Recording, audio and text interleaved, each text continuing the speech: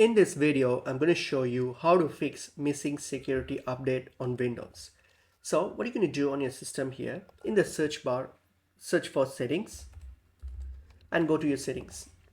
Once you open up your settings here, click on the update and security option here, click on it. And then here, under the Windows update here, this will open up the Windows update page here. What you're going to do is you're going to check for updates. Click on this check for updates and see if there is any Windows update. If there is any, just update your Windows first. Okay, this is the first point of troubleshooting that we're going to do. So always check for updates, and if there is an update, just do it.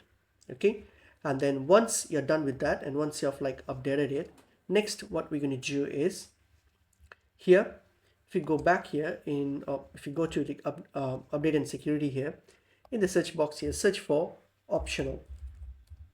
Okay, search for optional and there will be a link here says view optional updates. Click on it.